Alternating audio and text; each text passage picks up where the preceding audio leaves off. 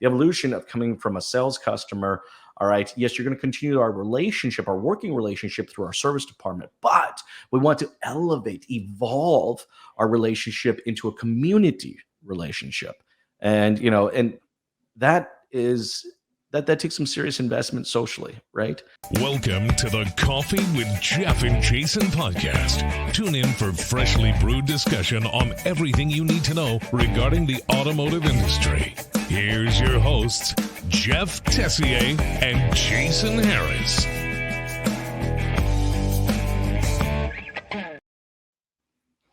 Hey, what's going on, Podcast Nation? Hey, thanks for sticking in here with us and joining us on another episode of Coffee with Jeff and Jason. I'm Jason. Jeff's over. Wait, over. He's there. He's over there. There he is. Yes, there, buddy. And then, all right, the man behind the curtain. All right, hitting the buttons and make the magic happen. The one and the only, the Austin. What's up, Austin? Hello. How's it going? You like that? The man behind the curtain, pushing the buttons. I do. Big fan. All right, coffee time. All right, guys. Hey, for everyone out there watching, listen, thanks for taking the time to join us today. We get to talk about anything and everything we want to talk about on this particular podcast. We don't have any specific topics, but Austin's always pretty cool about identifying some stuff for us to kind of jam about. But we are going to have a ton of fun, and we appreciate you guys taking the time to hang with us. So, Austin, what do you got for our coffee today? Let's talk a little bit about post-sale follow-ups. Post-sale follow-ups. The lack of, or just the... A little bit of both. Let's talk about handoff to the service department first. Okay, that's a good one. That's a good one. That's one of my favorites. I know Jeff likes that one too. Yep. All right, let's do in terms of strategy there. Let's go to what was the first one again? Remind me again. Post-sale follow-up. Post-sale follow-up. Follow-ups.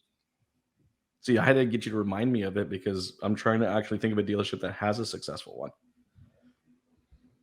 Jeff, all the dealerships you worked with and worked in, who would you say had a good post-sale follow-up?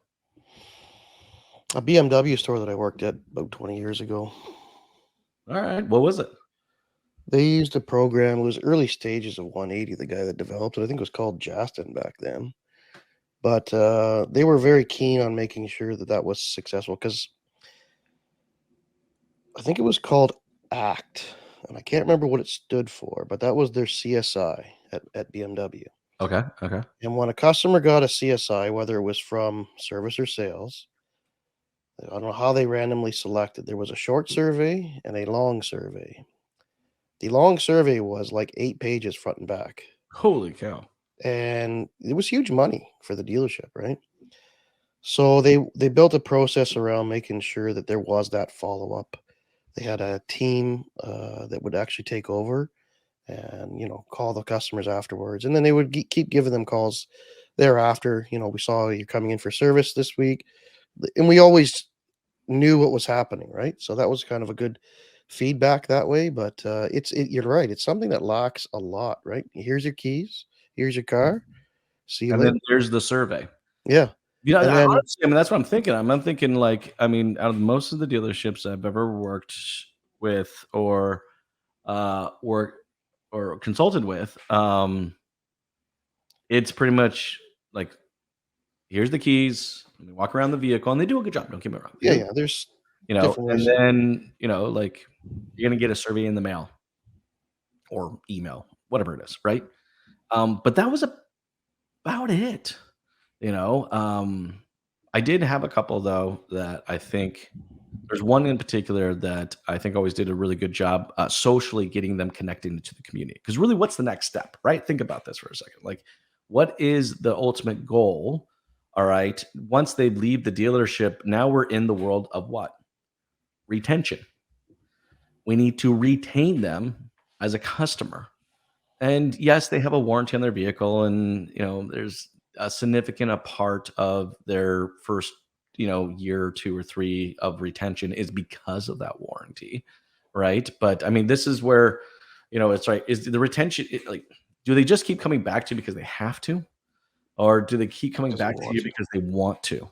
I think is very different, right? And I also think it's like, where does the relationship, how does the relationship evolve, right? Think about this, because there's evolutions, all right, during the entire customer journey, right? Maybe the first customer journey starts online, and then it goes into a phone call or a text message, and then it turns into an in dealership, and then depending if you're able to deliver the vehicle on site, or if you have to have a longer delivery process, depending on what state or country you're in, whatever it is, right? That can be that's another portion of it as well. And then there is the transition of the relationship from the sales department over to the service department. But then I think that's really kind of, but then also, how do we maintain the relationship at the dealership level, not just at the service department level, right? And it's almost kind of like, okay, sales is like, okay, my job's done. I'm done. Thanks. All right. Service, now you kick it, right? And I hate to say it, but a lot of the times, that is the point. That is the first time they actually meet the service department, is the handoff, right? Yeah. So I mean, it's that after that sell experience, you're just immediately flopped over and say, okay, you're going to be best friends with this person for the next 5 years. I'm out. I And the only other time we reach out is if we want something, right? We're having a sale, we're having a this, I mean, I think it happened a lot more years ago when we used to have the Rolodex, and people made notes and they were calling customers at the 6-month mark or on their anniversary, whatever notes that they made, right? maintain Like, a relationship. Yeah. and you're right, they maintain that relationship. But I think at that BMW dealership that I worked at, I tried to emulate that as well in the dealership that I ran in Mountain there, but it's really hard to get everybody on board, is knowing when the customer's coming in. Sales had to talk to service. We got schedules out so that when Joe came in, Steve was there and could go talk to him and just bring him a coffee and, kind of take that edge off while there was that antsy moment. Because it was a very busy store and a lot of high-end customers that were coming in. So we needed that buffer time as well, right? So many reasons. And I think it really went a long ways. But you're right, it doesn't really happen, I don't think, as much anymore anyways. We just tend to reach out when we want something from the customer versus. Well, let's talk about what it should look like, right? And I do know some dealerships that have done this, by the way. So if you're out there watching and listening and you've done this, congratulations. And then I know some dealerships that started doing this and then stopped doing it because they really couldn't measure an ROI on it, which I think was a shame. But anyways, the transition of, well, it's not really transition. It's an evolution. I've purchased something, right? You're now a part of my community, right?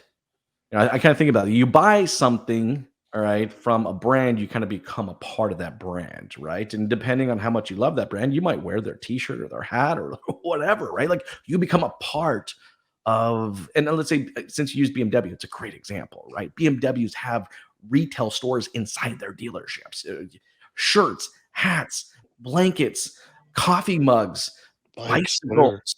Like, I mean, you name it, they'll have something with the BMW logo on it. They have the little kids riding cars and stuff like that, right? A little small version of a BMW M3, like, so what I think is that some manufacturers have done a great job, all right, of saying, okay, you purchase this and now you're part of my community. And there are very, very few, but there are some dealerships out there that have actually done the exact same thing, and they've done it socially. Right. So it's like the transition or the evolution. I keep saying transition, but it's really evolution. The evolution of coming from a sales customer. All right. Yes, you're going to continue our relationship, our working relationship through our service department, but we want to elevate, evolve our relationship into a community relationship. And, and that takes some serious investment socially. Right. Because we call it social media, and our industry is really good at media, meaning posting pictures of cars and people that bought cars, but being social on social media, our industry sucks at. And they've had over 10 years to try to get it right. And there are a few. There's a couple out there, so if you're watching, don't be posting angry crap down below. I know you're out there. Okay. But all right, as a whole, for our industry, we are not social on social media. Plain and simple, right? So we don't maintain that community aspect, right? And let me break this down even a smaller version. Okay, so my nephew was in town recently, and we went on a fishing trip together, and it was great. We went on a toured guide. By the way, that's the only way I think I'll ever fish again. By the way, is getting a guy that actually knows where the hell the fish are is a very different experience than you putting around the lake for 10 hours and can't find a damn thing. But anyways, I digress. So he finds this guide. How does he find this guy? This was very interesting. He finds him where? On social media, right? And this guide is a part of this company called Talk and Tackle. Talk and Tackle is the name of the place, right? And so I left it up to him. I said, "You planned it?" He goes, "Look, I went online. I went online. He went on Facebook and he searched it on Facebook. Now, again, psychology guys, just make a note of that. Okay, they didn't go to Google to search it. They went socially online to search it. Okay, make a note of that. People don't realize social medias are search engines, and they truly are search engines these days. I'm looking for a pool company. Where do I go? I go to social media because I get to read what everyone else is saying about that pool company before I integrate with it. Anyways, I digress. All right, but so going back to my fishing thing. Okay, so he finds this guy, and then I look up this place, and it was amazing. They did guides. They had a tackle shop, and then they also had a lodge, and they had like 6 rooms up above a tackle shop. And if you asked me, "Hey Jason, do you want to sleep above a tackle shop one day?" I'm like, "Oh, that sounds like a good idea." It was a bad idea, and the amount of money I spent. Oh wow, that's a rod I haven't seen. Oh, I need that reel too. Holy cow! Okay, anyways. But it was look. What was interesting is what happened after I left. I had this amazing experience, right? I had an amazing experience in this tackle shop, which, by the way, wasn't just a tackle shop. It was a tackle shop purposely built for what we were fishing for, right? So the entire shop was designed to go on, where are you going? This is what you need for this area. This is what you need for this area. So it wasn't just like going to a Bass Pro Shop where there's just everything. No, this was very specific to the area that we were fishing, and all these different things, and from rods to reels to baits to soft baits, crankbaits, fishing baits, you name it. It was designed for that specific region. I thought it was amazing. Of course, I bought tons of it because I'm like, I'm fishing this region. I want to be successful. Then we stayed there, and it was great. The experience was great. It was a little lodge. It was fun, right? And everyone's so knowledgeable and so friendly. Now I leave. Okay, so this is where I'm getting to. I leave. I go, right? All right. But then I liked them on Facebook, and I left a review because they actually asked me, "Would you leave a review?" Absolutely. You guys were amazing. Are you kidding me? Now the cool thing is I'm part of this community, and they do an amazing job socially. I'm not trying to sell me, all right, but continue to kind of educate and entertain me on how I can become better at fishing. I've already booked 2 more, guides with them. I've already booked another couple nights at the lodge. It's just, but I'm connected to them, even though I'm not there and it's 3.5 hours away. I'm connected them in a community, and I'm engaging with these people. They're showing their local catches and what they were using and new spots that they found. And I'm like, I'm a part of this community. So that was a long-winded way to say what we should be doing. But I just wanted to drive that home. That is huge. That is huge. Like I'm so into this brand right now, and it's a little tiny brand, tiny brand. I'm so into this brand right now. I won't go to Academy Sports to buy my stuff. I won't go to Bass Pro to get my stuff anymore. I'm just going to order and have them ship it to me because I'm just so connected now into this community. And so the next rod and reel I buy, I'm going to buy it from them. Pricing, they're pretty much the same, as any of the big retailers and stuff. So anyways, I digress, but that's what it should be. Right. So it should be an evolution from the sell now into the community, but you need to be social on social media. Is that good? So what does that look like in a dealership? That type of experience? Well, the cool thing is, like, look, a car, all right, it's not just what you do with that. It's not the fact that you bought the car, it's what you can do with the car. And I think that's where kind of the social aspect comes from it, right? You see car clubs everywhere. People, look, here's the funny thing. If your dealership doesn't build a community, the people outside people will. That's what I'm saying.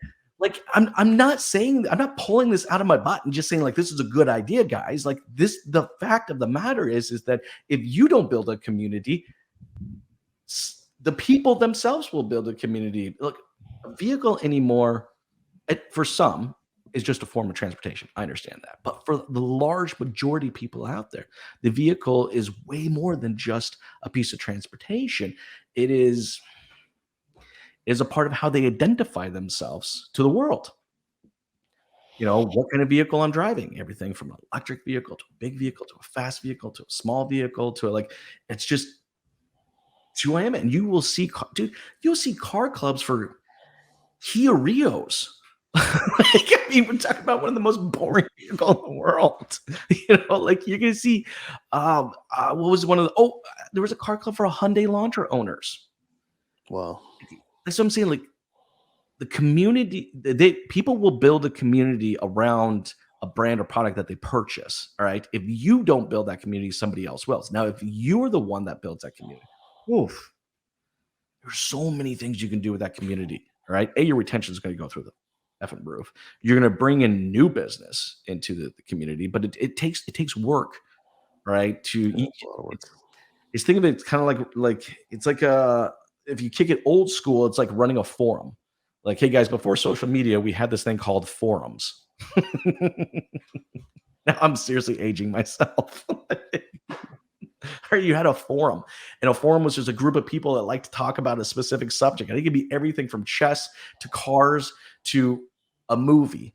All right. And the people that are just big fans of, and there'd be forums where people can talk about it and interact with other people that liked it. And so, but now we do it social. It's just so much easier to build this. But the thing is with a forum, it took work. It was work. You had to be engaging. You had to be social. So then social media take off. You see why forums totally disappeared.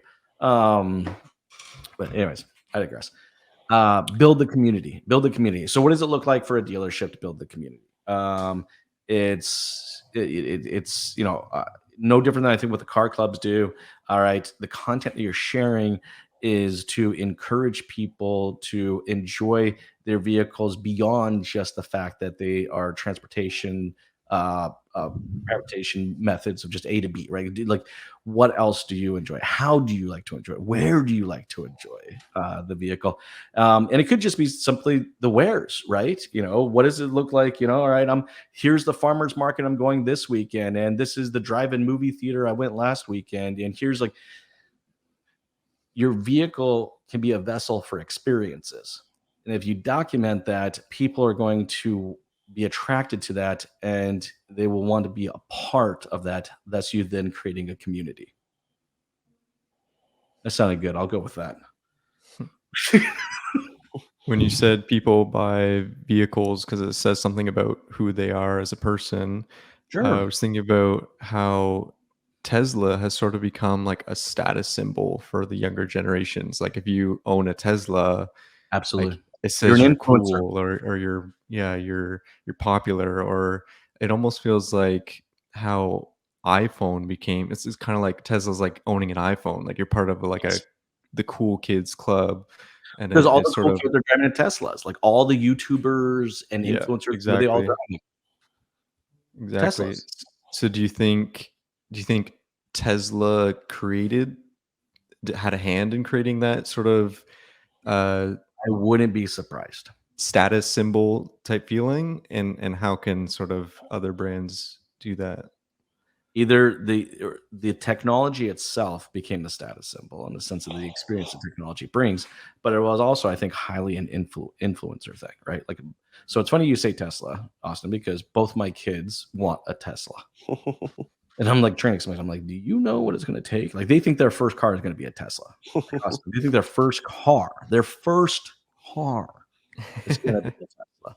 I'm like, where the hell? But that's what they watch on YouTube. All right. Yeah. Every single YouTuber, Mr. Beast, Preston, whatever the hell other people that are screaming at the top of their lungs about something stupid.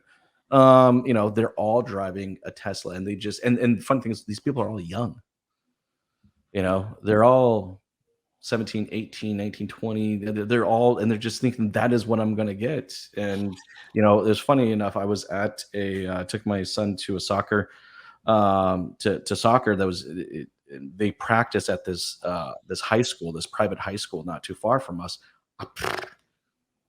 There's a lot of Model That's 3. the parking lot. I mean, dude, the high school has charging stations. Jeez.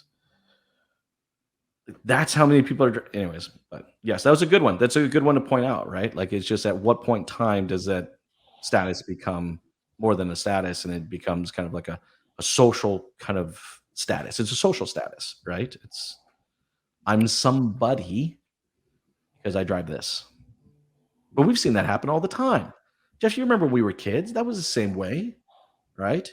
You were somebody if you drove an IROC. Yep. Okay, for people who don't know what an IROC is, Austin's looking at me like, what? Austin's Googling it right now. All right. An IROC was a Chevy Camaro, but it wasn't just a Chevy Camaro. It was an IROC.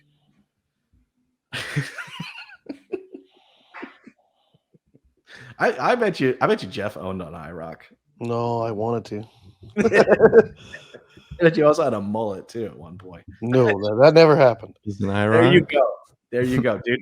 That was the status, right? Jeff, would you agree? Or am I Yeah. wrong? Is there another vehicle maybe I'm missing? No, that was probably one of the coolest ones back then. Dude, you were one of the coolest kids in school if you drove an IROC. And a lot of companies tried to emulate that too, right? Like, You also had the loudest sound system if you drove. that was very popular. Oh, anyways. So, what kind of technology can help dealerships with their post-sale follow-up? That's the cool thing I like about this is there's not a lot of technologies out there, and I don't think it necessarily should be. Look, we break things into a lot of different categories: people, process, and technology. Almost everything gets broken into that. And building a community. Yes, there's some technologies out there that can assist, but the majority of the heavy lifting in building a community is people and process. Like, you got to have the right people, you have to have the right process, because building a community is consistent execution of content out there that's relevant to the community, to the people that are following you, right? Like, you can't just post one time and say that's good enough, right?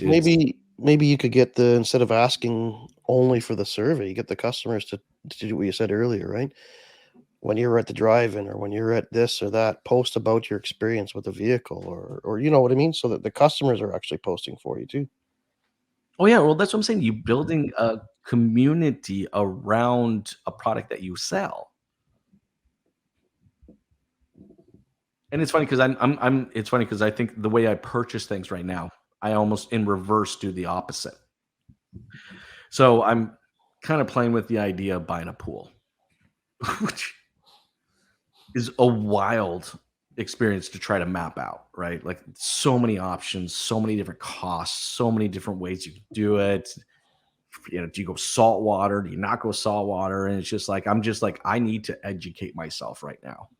All right. On all things pool related, so that I can feel like I can make a confident decision. So what am I doing right now? Because, and then guys, I'm just identifying this as another opportunity. Same thing with the automotive is I'm now jumping in on, and I'm following a lot of these pool communities or pool social accounts and stuff like that. So I can educate myself on what it is. And I can ask questions to people that, purchase a certain product that I might be thinking about buying. And it's like, they've had it now for 7 years. And it's like, hey, how do you like it? Would you do that again? do it again? I would. Well, if I was to do it again, I'd do this, this, and this. Oh man, jeez, That's life changing. Yeah. That changes things, right? Well, when you're dropping that kind of money, especially, right? You need to know.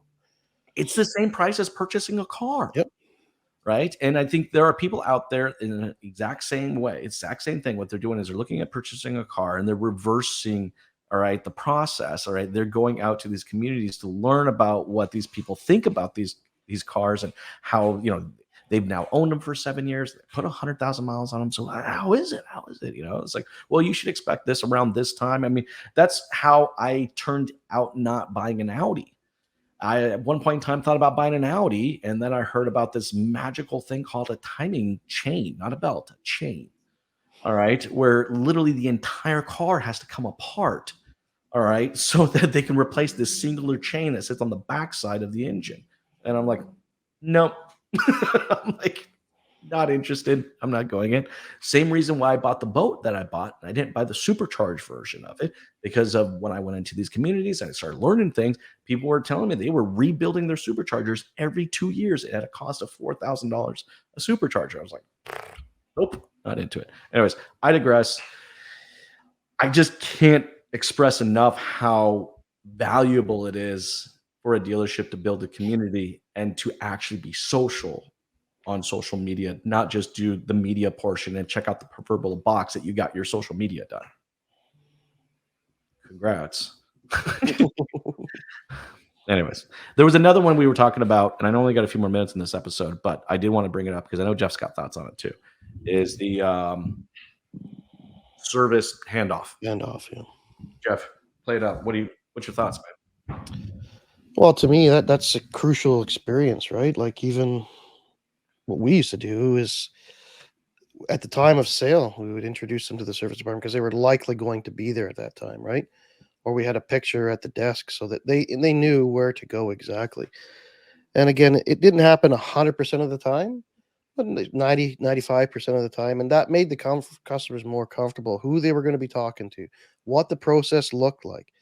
I wanted them to know to use the drive-through. You know what I mean? Made it easier for my service advisors, especially if you've invested in putting these, Hunter line checkers, right? We were at that one Hyundai store a couple months ago or something like that. Yep.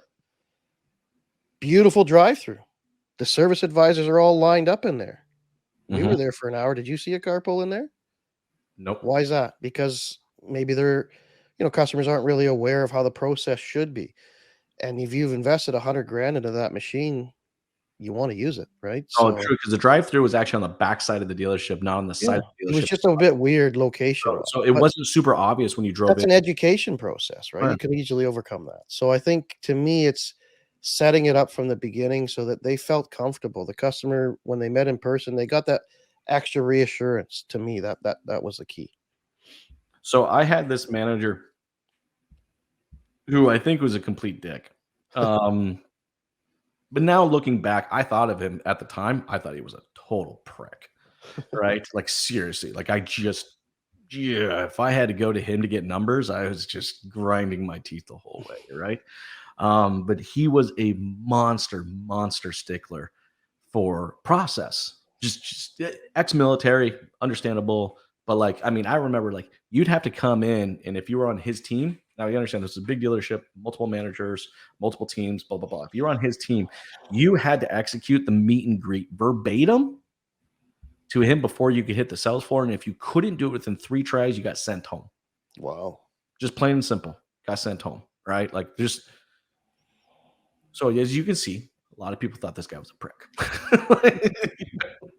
Just rightfully so, maybe, but hey, think of that drill sergeant, from Full Metal Jacket. Just you guys are shitheads. Anyways, but kind of like that. But one of the processes he made us do is he would not give us numbers until we introduced the customer to the service department. And couple times you try to lie to him about it, right? He would call over to the service department to check and see if Jason had gone by and introduced his customers. And if I had it, guess what? It wasn't my deal anymore. It was a house deal. That's how militaristic this guy was.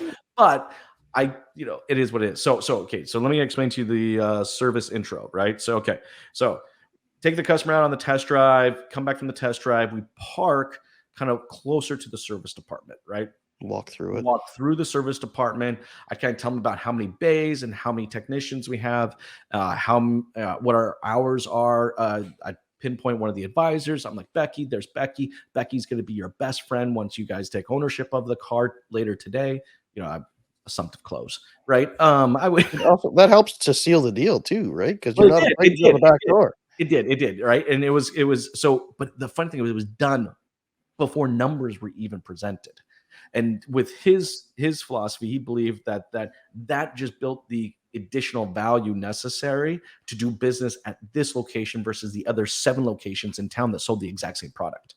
Now, the way he went about it A little bit unorthodox, but but I think there's serious value in doing that. And so we wouldn't. Then and only then would he give us numbers if we actually executed on that. So I think too often we think of the service handoff as something that has to happen at the end of a sales process. But I think Or the there's so delivery much or whatever. value, so much value. I've changed my mind these days. Now that I'm older and wiser, all right, there is so much value. In fact, I think it is a mandate. Your customers should be introduced to the service department before you even present them numbers. All right, that's what I got to say about that. I know we're at the end of our time. Yep, that's it for today. Thanks, everyone. Appreciate it. have a good one. Take care. Thanks for tuning in to the Coffee with Jeff and Jason podcast with your hosts, Jeff Tessier and Jason Harris. Don't want to miss out on new content? Be sure to check out the full podcast library at strategywithjason.com to stay in the know. Remember to like, comment, and subscribe. Happy podcasting.